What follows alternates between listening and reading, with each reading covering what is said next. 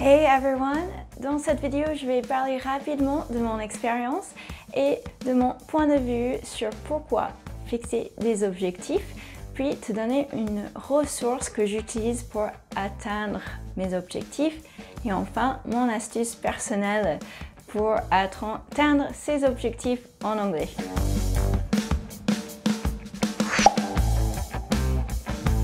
N'oublie pas de rester jusqu'à la fin pour entendre cette astuce parce que c'est pour moi la chose la plus importante à garder en tête si tu veux atteindre tes objectifs en anglais. Si tu es là, c'est probablement parce que tu as fixé des objectifs en anglais et tu espères les atteindre. Ou bien tu as déjà fixé des objectifs et tu ne les as pas atteints. Dans les deux cas, je pense pouvoir t'aider. J'ai toujours été quelqu'un qui fixe des objectifs et j'ai surtout appris à le faire en étant gymnaste. Je ne dirais pas que j'étais gymnaste de haut niveau, mais mon coach l'était et il y en avait sur mon équipe que oui. Bref, cet environnement m'a fait apprendre beaucoup sur le sujet parce que dans l'équipe, on fixait des objectifs ensemble, guidés par un coach professionnel. Et aussi parce que la gymnastique me prenait minimum 16 heures par semaine après l'école. Donc pour mes devoirs et pour mes autres activités, j'ai dû apprendre à savoir ce que je dois faire, ce que je veux faire et savoir donner des priorités. J'ai appris les bases de l'importance de fixer ses objectifs, comment fixer ses objectifs et quel type d'objectifs fixer. Est-ce que c'est essentiel de fixer des objectifs? Franchement, non. Surtout si tu es déjà dans un programme ou en train d'être guidé dans ce que tu veux faire. C'est beaucoup plus important de passer à l'action que de fixer des objectifs à mon avis. Par contre, si tu n'es pas déjà guidé dans ce que tu fais et tu n'as pas beaucoup de temps libre comme c'est mon cas, le fait de fixer des objectifs, des bons objectifs, va t'aider à savoir quoi faire, quand faire et comment faire. Et savoir ces choses-là veut dire que tu auras beaucoup moins de chances d'échouer. Ce qui a pu m'aider le plus et aider mes clients le plus à créer des bons objectifs, c'est une formule qui se présente en forme d'acronyme. C'est développé par l'organisation Mind Tools. Je mettrai le lien dans la description. Et l'acronyme, c'est SMART. Voilà ce que je voulais vous partager. SMART qui veut dire intelligent. S-M-A-R-T. On essaie de faire des SMART goals, des objectifs intelligents. But what are SMART goals? On commence avec le S. Et on a de la chance d'ailleurs parce que ça nous fait aussi une opportunité d'apprendre des mots en anglais. Comme les acronymes sont une bonne manière d'apprendre et d'en souvenir des mots.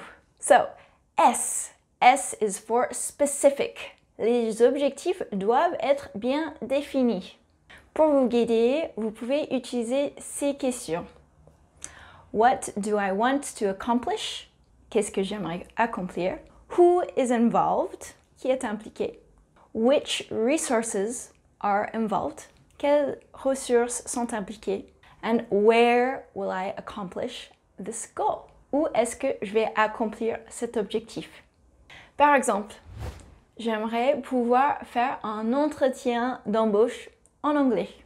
Ok, SM. M is for measurable. Il faut pouvoir mesurer ton progrès pour pouvoir le suivre et rester motivé.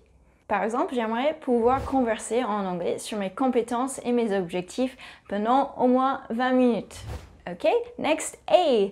A is for achievable. Il faut que ton objectif soit réalisable, atteignable. Si tu veux faire un entretien d'embauche en anglais la semaine prochaine et tu n'as jamais essayé de tenir une conversation en anglais, ça va juste démotiver.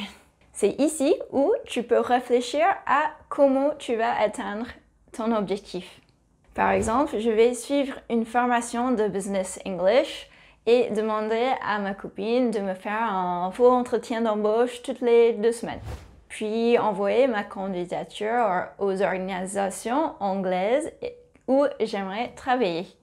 S-M-A-R. R is for relevant. Relevant means pertinent. So here are some questions.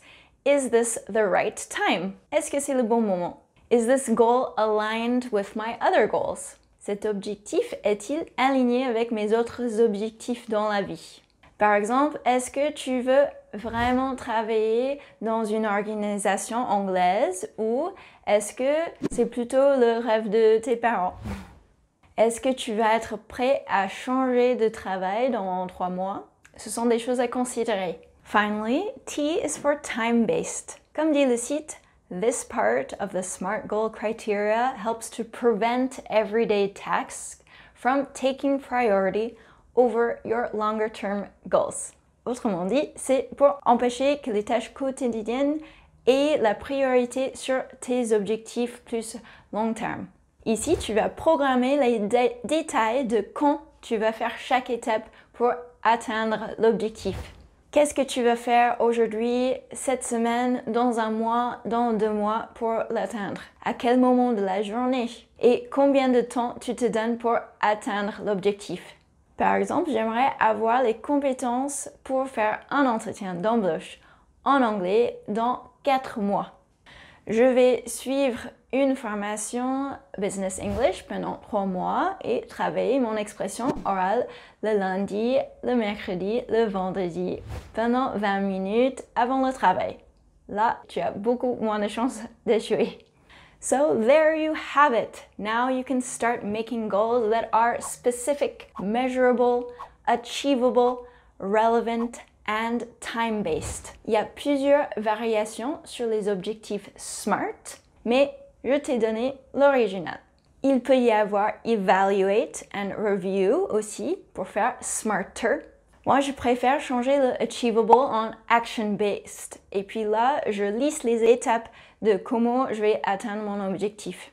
Je change aussi le relevant en realistic parce que j'ai plus de mal à rendre mon objectif réaliste que pertinent. Donc, personnalise la formule SMART pour toi. De toute façon, n'importe quelle stratégie qui fait que tu vois plus clairement l'objectif et comment tu vas l'atteindre, ça va t'aider. Et maintenant, la chose la plus importante si tu veux atteindre tes objectifs, c'est de savoir ton pourquoi, ton why. Il faut savoir la raison pour laquelle tu veux atteindre ton objectif. Sinon, tu ne vas pas rester motivé longtemps. Les objectifs qu'on se fixe ne peuvent souvent pas être atteints en 1 semaine. Donc, pour rester motivé, même pendant les moments de mou, il faut pouvoir retrouver ton pourquoi, your why. So, I have 2 questions for you. 1, what are your goals in English? And 2, why do you want to reach those goals? Why are you studying English? Dis-moi dans les commentaires. Et pour t'aider, si jamais vous aimeriez répondre en anglais, pour dire fixer un objectif, on dit to set a goal. Et atteindre un objectif, la plupart du temps, on va dire to reach a goal. If you liked this video, don't forget to hit the like button, let me know in the comments, and subscribe for more. You can even check me out on Instagram and check out the blog post on my website. All of those things are in the description. See you soon!